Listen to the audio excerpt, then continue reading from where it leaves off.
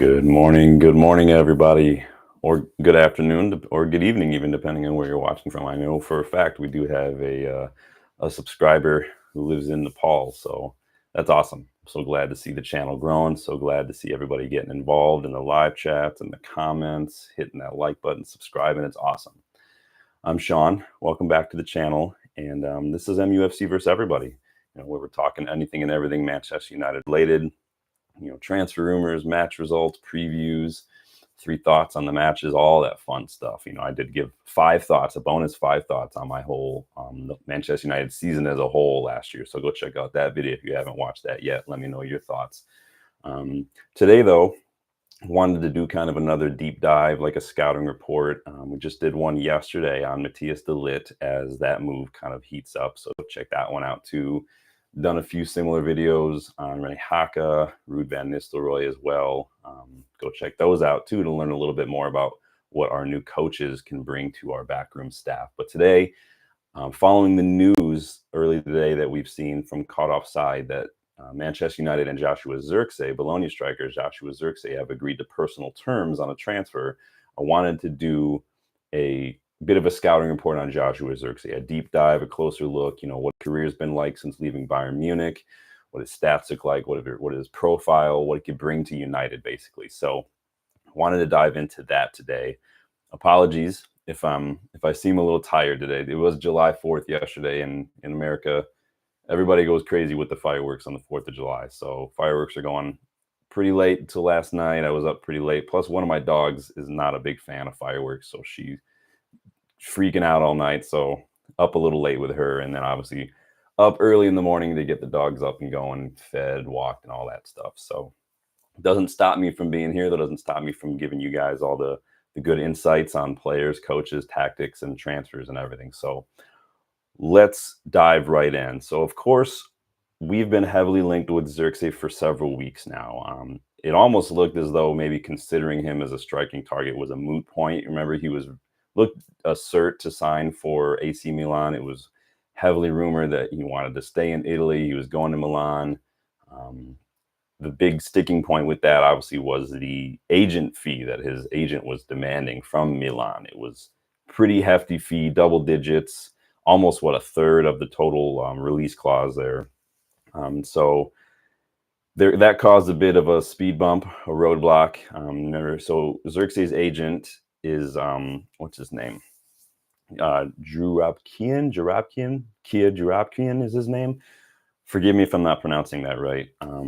So when that hit a snag, United kind of swooped in again, reignited their interest, and it sounds like we're going to be offered a bit of a discount on that agent fee. I was a little hesitant to buy into that fully last week. If you remember, I was a little concerned that it was his agent kind of putting pressure on Milan, but it does seem like we're swooping in. It does sound like we've agreed to personal terms, and it does sound like we're getting a discount on that fee. On his agent, so a little bit of insight on his agent, Jurabkian. He's not technically a licensed agent, like a licensed football agent. He has a lot of fingers in a lot of different pies. He's heavily involved. If you remember, United fans might remember a long time ago, and West Ham fans let me know too. So he represented both Javier Mascherano and Carlos Tevez when all that third-party economic rights bullshit was going on with West Ham. It did impact their move to West Ham. West Ham ended up having to pay a fine because of the third-party rights that were involved. And then if you remember, too, there was a big headache involving Sheffield United, who were actually relegated that season while West Ham stayed up. And Carlos Tevez played a big, big role in West Ham staying up. And because of that, Sheffield United actually took him to court. It took West Ham to court. It was settled out of court for like $20 million, and that was going to be paid to Sheffield United over the course of 5 years. So that's kind of a little bit of a history and the kind of agent. Again, he's not technically an agent that Zirkzee has representing him. So again, agents, right? Player power, agent fees. They peaked like 4 or 5 years ago. Remember that? And it's kind of died down a little bit, and then we saw a lot of the players kind of holding out for free moves. But I'm sure by now that you've all looked up Joshua Zirkzee, you've watched a lot of highlight videos, you maybe even watched a little bit of Bologna matches later on in the season. Maybe you're tuning into the Euros, try to see if he's played for the Netherlands. He hasn't yet featured for the Netherlands, obviously. He's been on the bench all these matches, but doesn't stop me from jumping in and giving you a little bit more information on him so you can know a little bit more. So let's take a look at Joshua Zirkzee, what he's done and what he offers us. Let's check out the live chat here. Mishek, nice one, bro. Joshua will be our first signing. You think so? You think he's going to be our first signing? Remember, I said when we get our first men's first team signing done in the summer, I'm going to do that other shirt giveaway, and that is this pre-match top. It is brand new. It is the heat transfer badge too. It's a men's medium, so keep an eye out for that. The best way to get involved in those is to be subscribed, like the videos, watch the videos, get involved. It doesn't hurt your chances to get involved. So let's take a look at Joshua Zirkzee. So a little bit of background. Netherlands born, obviously he's Dutch international. You might be able to see him on the bench right now with his Netherlands teammates.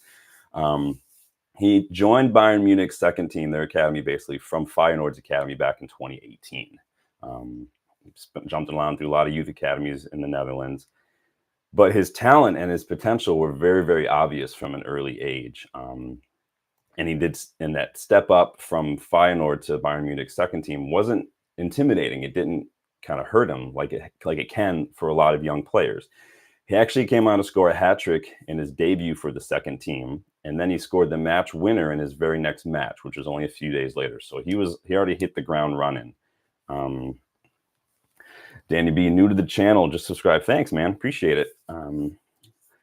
Zirkzee scored a hat trick. So the following season, that 1920 season, he actually made his debut for Bayern Munich's first team. And I remember this. I don't remember the debut, but I remember when he was coming on a little bit as a sub, watching the Bundesliga, and I remember catching glimpses of him. He was still very young at that age. You could tell he had it, but he was still kind of learning. His league debut was actually in December of that season, and actually scored the winning goal on his debut with his very first touch of the match after subbing on in the 90th minute. So a bit of a recap. So Bayern were playing Freiburg. It was tied 1-1 heading into the 90th minute. Bayern got a free kick, and at this point, Zirkzee just entered the match. And so Zirkzee, he's in the box. Bayern free kick is from just inside the Freiburg half, and so the ball goes into the box. It's deflected out to the edge of the box, and then another Bayern player kind of lobs it back in over Freiburg's defense to Zirkzee, who just kind of pokes it home. He showed good instinct in that moment. If you watch that clip, he's held his position, stayed on side, kind of didn't go rushing after the ball to chase it, to want to get involved, which is what you're going to see from a lot of young players who want to make a name for themselves, right? Who want to prove themselves in that moment. He had that poacher's instinct to see where the potential ball was going to come back into play. And if it did come back into play, he knew that where he was the best place to be to make something happen. And that's what you want. That's something that you can't necessarily teach.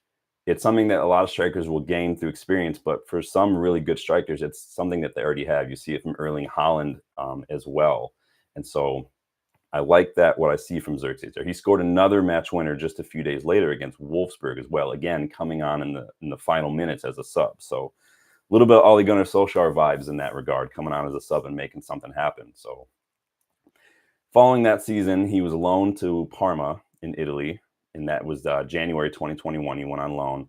He did hurt his LCL, so his lateral cruciate ligament, and so it didn't get too many appearances. But then it wasn't too serious, because in that following summer, he went on a year-long loan to Anderlecht in Belgium, and he actually finished that season as Anderlecht's top scorer. He had 16 goals, and then he pitched in with 9 assists that season. So it's a bit of a hint, a bit of foreshadowing is what we're going to see from Zirkzee moving forward. The Bayern career didn't necessarily work out. Bayern have very high standards, and that's not saying Zirkzee is bad. It's just Bayern brought in Lewandowski, then they brought in Harry Kane. You're not going to necessarily get in ahead of these guys.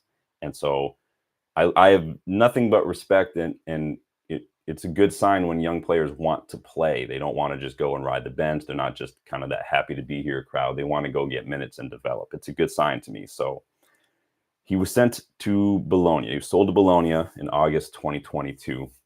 He's still very young at that time, and this was in August. You remember Thiago Motta didn't join Bologna that season until September, so no preseason with Motta, no time to really implement tactics. So Zirkzee was still very young.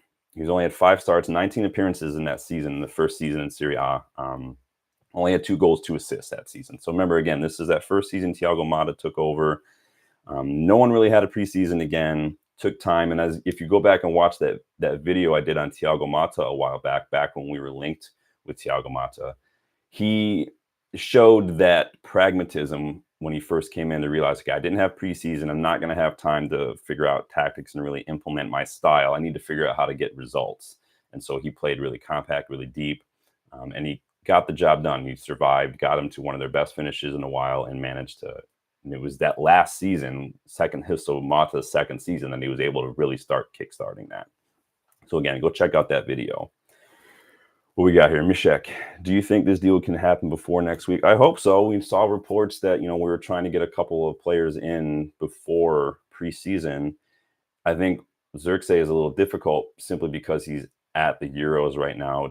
It's hard to get deals done with players who are at the Euros. Obviously, agents can talk about terms and things. They can communicate with their client. Do you want to go? What are you thinking? Like, what are your deal breakers? What are your must-haves? So there's never say never, right? Everything can happen. It's difficult. Ideally, we would have wanted some of these deals to happen before the Euros, but it is what it is. We'll see. Nothing is off the table at this point. So again, it wasn't until last season that we saw Thiago Motta's tactics take shape at Bologna, and we saw Joshua Zirkzee kind of come into his own as a striker. He ended up putting up 11 goals, 4 assists last season. He ended the season as Bologna's top scorer, and he helped the club, along with Motta's tactics and everything. Zirkzee played a big role in helping the club achieve a new points records, and they secured Champions League football. Remember, they finished 5th place, which with the UEFA coefficient meant that Italy had more teams in the Champions League, so they ended up getting Champions League as well. Zirkzee also, as far as stats are concerned, he actually ranked very high for a number of different stats last season. So he actually finished 7th in the league for big chances created. Remember, he was picking up a lot of assists at Anderlecht. He's the kind of player who likes to drop deep, which we'll look at a little bit, but he's able to create, not just be like that tip of the spear, that final link in the chain of attack. He's able to operate all over the place.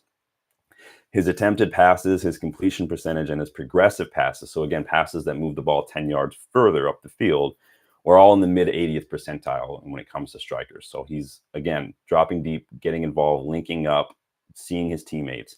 He has very excellent footwork. He reminds me a lot of Benzema's early days at Madrid. Benzema's a bigger guy, but if you watch Benzema, or like Ibrahimovic when he was playing in Italy a long time ago, very good with his feet, especially in tight spaces.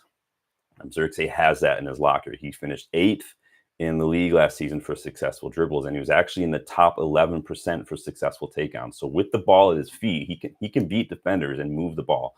And if you've been watching for a while, I love players who don't just need to pass, who can carry the ball, who can make space with a drop of the shoulder with a little bit of footwork. And then I don't just mean wingers. I just like midfield. That's why I love Kobbie Mainoo so much, is he can carry the ball, like why I love João Neves. They can progress the ball with it at their feet. So when you consider those dribble and passing numbers, along with his assist, what you get from Joshua Zirkzee is a modern striker who can drop deep to create for his teammates as an anchor, as a link-up player, but he can also create goals for himself without necessarily having to rely on the perfect pass or any pass from a teammate in United's case, right? You remember there's those stats with Rasmus Højlund. There was a period last season where he was like the least pass-to striker in the league. There was that one match, I forget what the match was, but the most passes that Højlund received from his teammates in that match was from Andre Onana, because Garnacho, Antony, Rashford, they just weren't passing. When we know that with our wingers being a bit selfish and having a bit of tunnel vision in the final third, it helps that a striker can create for himself. We saw Rasmus Højlund getting frustrated, Rasmus getting involved a little bit more in the build-up. And so what Zirkzee provides is the ability to do that, where, okay, well, I'm not going to get much service. Let me find a way to contribute in other ways, whatever needs to be done here. Let's drop deep. Let's get the wide players involved a bit more, and carry the ball and create space. Pull defenders away from who they're marking to try to cover me as I carry the ball. And if you look at Zirkzee's heat map from last season, you'll see that a lot of his touches, the majority of his touches, are in the final third, both sides of the final third, but just outside that opposition area. So kind of in those middle channels, just outside the box is where he gets the majority of his touches. So he's getting involved in those dangerous areas. And there's an added bonus too when it comes to Zirkzee. He doesn't just drop deep to attack or get involved in the buildup. He pitches in off the ball to help his team win back possession. He's a really good in the high press system that Ten Hag wants. He's a proven ability to do that. He's in the 81st percentile when it comes to attackers for those tackles per 90. And he's even in the low 70 percentile for blocks and the 80th percentile for clearances, meaning that he's also an asset when we're defending. So we saw, from Ten Hag, and if you look back at my videos on Rene Haka and Ruud van Nistelrooy, go check those out too.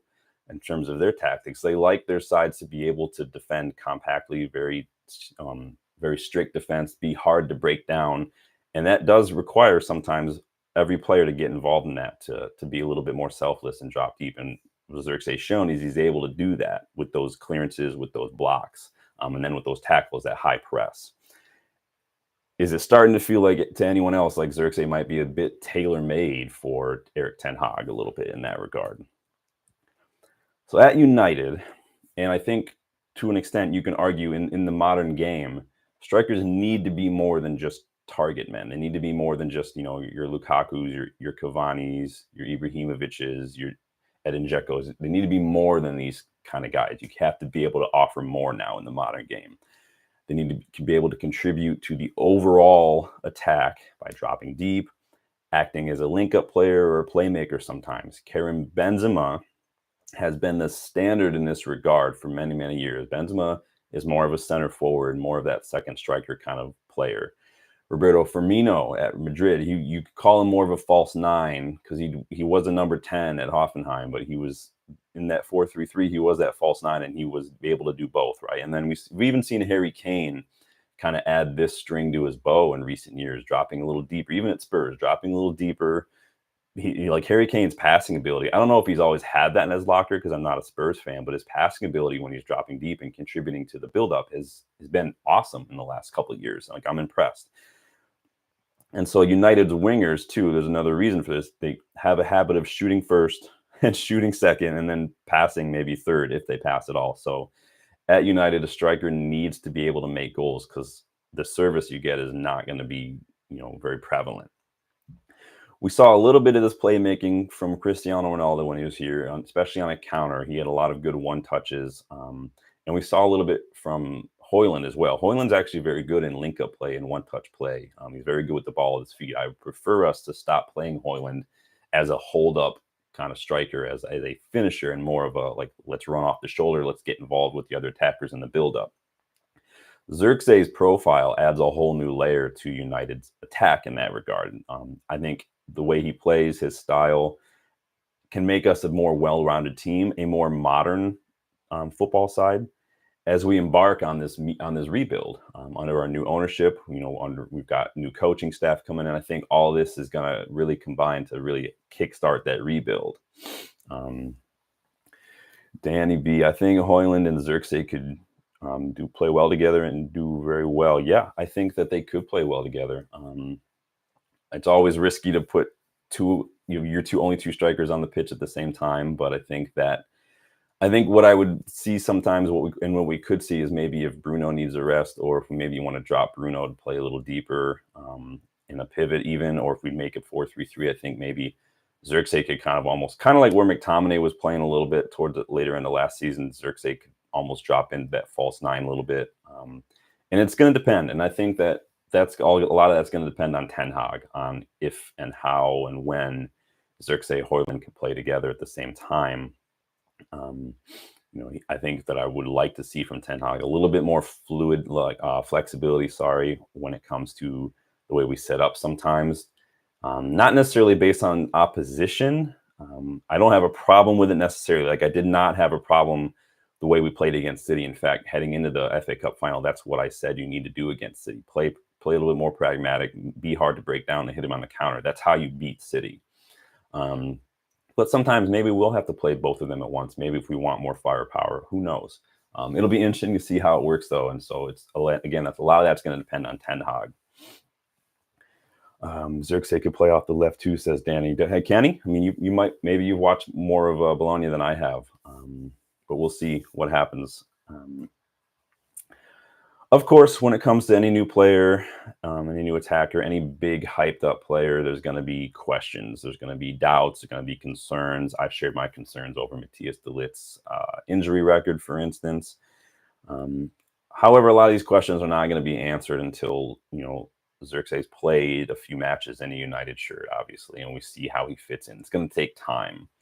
How is he going to blend in with his teammates at United? Would his positioning on the pitch see him and Bruno get in each other's way? Could it see him and one of the other attackers get in each other's way?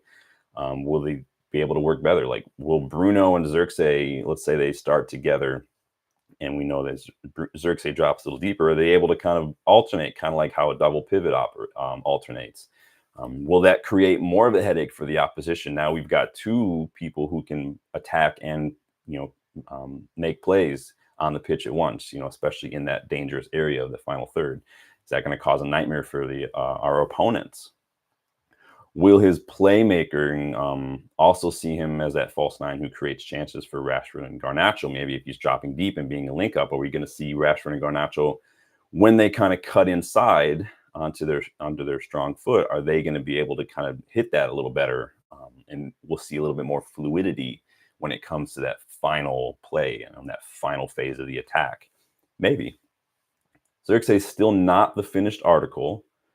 So there will be, of course, some who express concern over United's only two strikers being still in need of development. Obviously, Højlund is still a bit raw. He's only been playing first-team football, Rasmus Højlund, for 2 seasons now.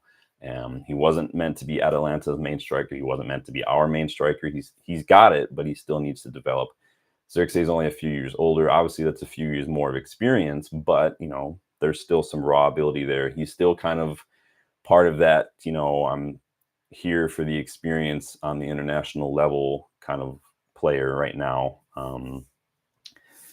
We'll see. It's not an unfair concern to say, you would be justified in being concerned about that. I'm a little concerned about that. Remember, we saw some reports last month or so about United looking at more of an experienced striker, someone maybe from whom Højlund could learn a little bit. And that's why I feel like it would have been great if we still had Ronaldo and Højlund, or Cavani and Højlund, or even Weghorst and Højlund. Don't knock about Weghorst. He came on the other week and scored that winner for Holland. So Weghorst has got it. I wish so badly that Weghorst could have scored in the league when we had him on loan. He did. I was at the Real Betis match when he did score in the Europa League, though. So I am fortunate to have seen about Weghorst's goal in a United shirt. That was a good match.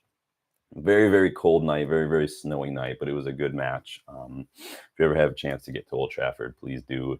There is not a bad seat in the stadium unless you get rained on. I did have my first leaky roof experience when I was at a Crystal Palace match last season. I was just happened to be sitting kind of right where that corner of that roof, and it just was dripping on my legs the whole match. So that was awesome. And I'm trying to go back in the fall. We're waiting for the Europa League schedule to be released, but that's the plan. So in any case, that's a closer look at Joshua Zirkzee. He's only been playing first-team football for a few more years than Rasmus Højlund, like I said, but it's still a few more years of experience. Is that, time is what he's done, is some of the stats I shared with you, is that enough to make you guys feel a little bit more confident about this signing? Obviously, he's not going to be too expensive. The release cost is very affordable. I think that in that regard, it's almost a no-brainer. His injury record's pretty good, too. His numbers are getting really, really good. And I think that under Thiago Motta, I think that he's probably gleaned a bit more of the tactical side of things as well, because Thiago Motta is a very tactical manager. Erik ten Hag is a very tactical manager. Don't listen to the media. Don't listen to the Ten Hag out crowd when it comes to Erik ten Hag. He's a good manager. He does have tactics. I think it's just, a lot of different factors at play. Stubbornness from him. Injuries obviously killed it as well, but we will see what happens. Are you guys confident? Clearly, United is confident, right? They're pursuing this heavily. We didn't waste time swooping in when that opportunity arose. So let me know your thoughts. Let me check the live chat and see what's going on. Danny B, super active today. Ruud is the man to get the highest potential out of Højlund and Zirkzee. To be honest, Zirkzee or Cunha were my first choice attacker to sign at the end of the season. Yeah, Cunha, we were linked with him a few weeks back as well. He's only been at Wolves for 2 seasons now. Was he out for a little while with an injury? I remember we were linked with him when he was at Atletico as well. I like Cunha. I think Cunha is a good striker.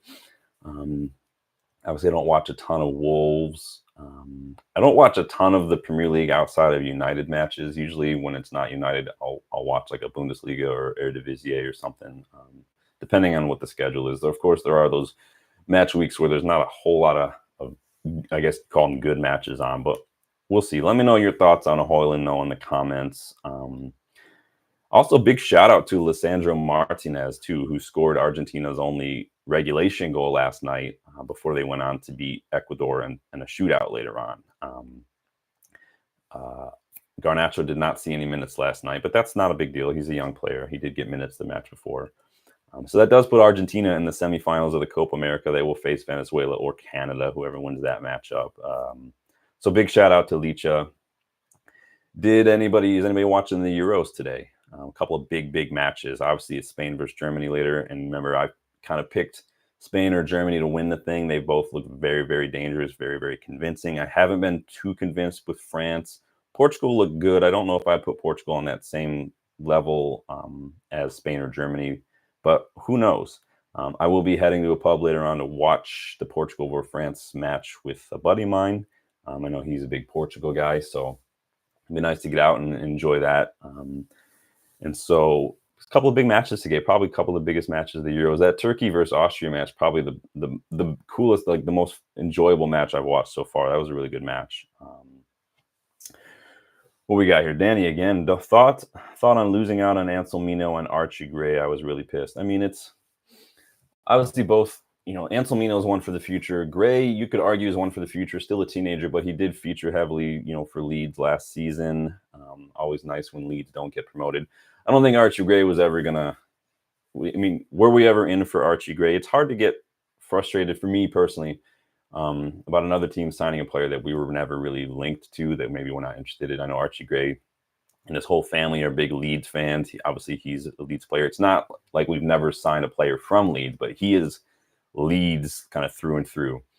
What I do like about Archie Gray is his ability to play multiple positions, kind of like Philip Lahm or even Joshua Kimmich. He could play that deeper midfield role, but he also played pretty much as a right back for Leeds last season. So that versatility is nice. I don't have a problem with that.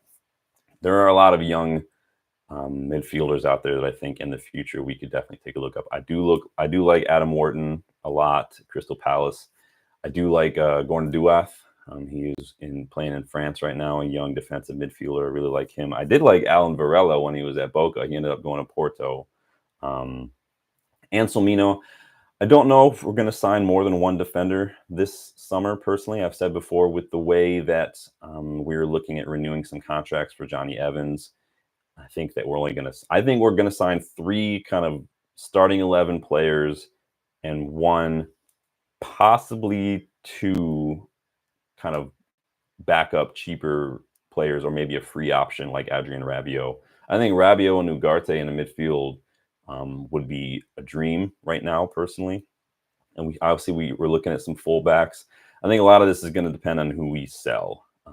We need a left back for sure. I think renewing Evans, I think one of Lindelof or Maguire is going to go, and I think we'll get some like De Ligt, for instance, and that'll be it in terms of defenders. I think it's going to be a defender, a midfielder, and a striker, probably like a Zirkzee, Ugarte, and a De Ligt, and then maybe like a young winger. But again, winger's hard because we have to sell wingers. We have to sell Sancho.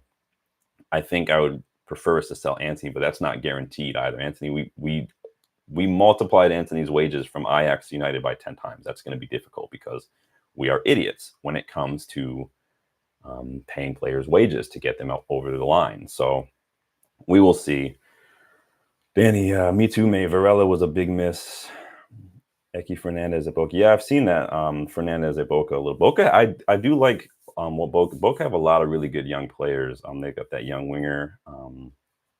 I forget his name, Ezequiel Ceballos, I think. Varela, obviously. Anselmino, obviously. Brighton signed their young left back Barco, I think, last season as well. Boca a good job of producing some quality players. So keep an eye on Boca. KD, hi y'all. I'm over the moon with this Zirkzee news. Still need the here we go though. The news has come from caught offside. Yeah, it does come from caught offside. Caught offside are not. They're not a crap source. And they do. They're big. They have a big following. They're a big presence. I'm not saying that they're the official go-to, but it does sound like they do have some in the know kind of levels going on. I'm not saying, again, they're not the Romanos or not the Ornsteins, but I think I like what I'm hearing with the Zirkzee progress that we're making.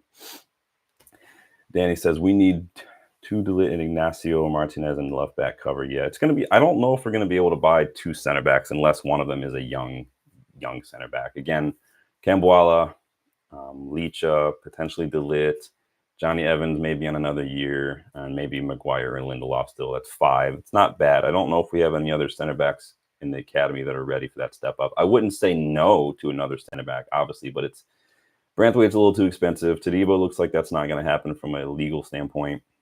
And Bremer, I don't think Bremer was ever actually that serious in terms of that option. We haven't really been linked with a whole lot of other players. I did that video a while back on the center backs that we've been linked with, the center backs that I think we should be looking at. So you can go check those out as well. But we'll see. It's going to be interesting. This day and age, it's hard. We're not Madrid, Bayern levels where players are going to come knowing that they're not going to play. The players want to play. City can do it because City they've achieved a lot, right? They have a great training ground, a great academy, the great stadium. I get it. At the end of the day, it's still City, so it is what it is. But if you want to play in front of a half-empty stadium, that's cool. But it helps too that United, especially in the last several years, have played a ton of matches, and so there will be a need for rotation. People will get minutes. We played 2 seasons ago, Eric Ten Hag's first season. We played the most matches of any club in Europe because we got to so many finals and everything. So there is going to be need for rotation. So I think that we could do it. I think that the main difference for me in that regard is the new ownership and the new recruitment structure that we have. We didn't have that before. So we can't necessarily look at history and say, well, this has happened. Like, it's a whole new fresh start in a lot of ways and a whole new change. And so I'm excited for that most of all. Danny, yeah, I watch him occasionally. Boca, good talents. Yeah, I watched Boca a little bit, mainly when Varela was still there because I wanted to watch a little bit more. And then I think Paramount picked up that league as well, so that made it a lot easier. Just like they picked up the Scottish league, so I was able to watch Ahmad a little bit while he was on loan at Rangers. He looked really good at Rangers. Looked even better at Sunderland. I think Ahmad. I think if we had Rashford, Garnacho, Ahmad, and if we let's say hypothetically we sold Anthony, sold Sancho, or maybe loaned Anthony or whatever, and we kicked up another young winner like we've been talking about, Doué for a little while. Obviously, we've been linked with Ndoye last week as well. I think that could be good for wide options.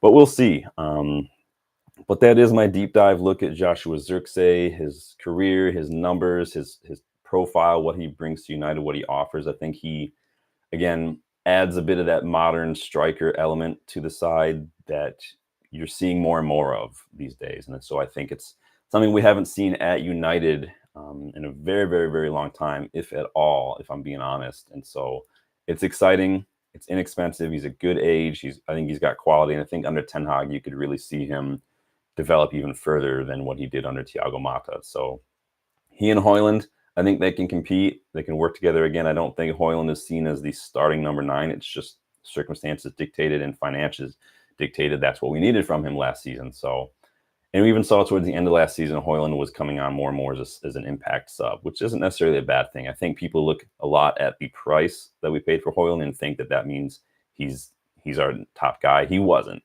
Modern game, that's what we're going to have to pay.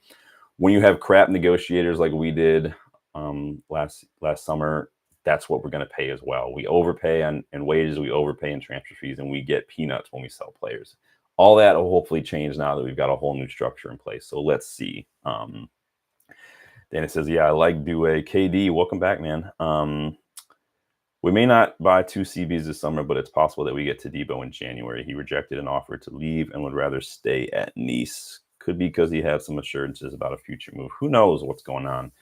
It's a little frustrating to me that all these other clubs are coming up with these loopholes and they're breaking the rules. And it's like one of those ask forgiveness, not permission. But United are just I don't know what we just don't do it. I'm not saying we need to cheat. I'm just saying if there are loopholes, if there are exploits you can find in these systems, and why not utilize that?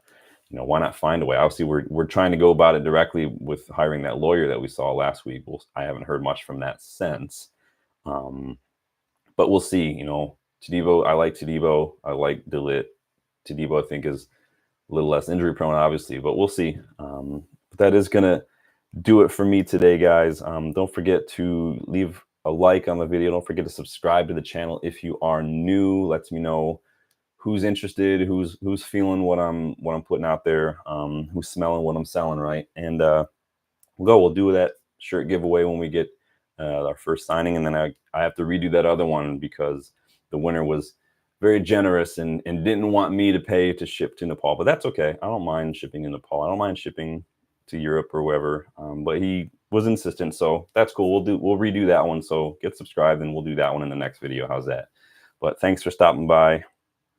Katie, yeah, it is really frustrating that, you know, the Todibo situation and we're not really doing it, but glad you guys are here today. Thanks for stopping by, and you know, enjoy the Euros if you're watching them. Enjoy your weekend if you're watching them. Of course, if anything major drops, I will do my best to pop on and share my thoughts and get yours. But thanks for stopping by, guys. I appreciate it. Later.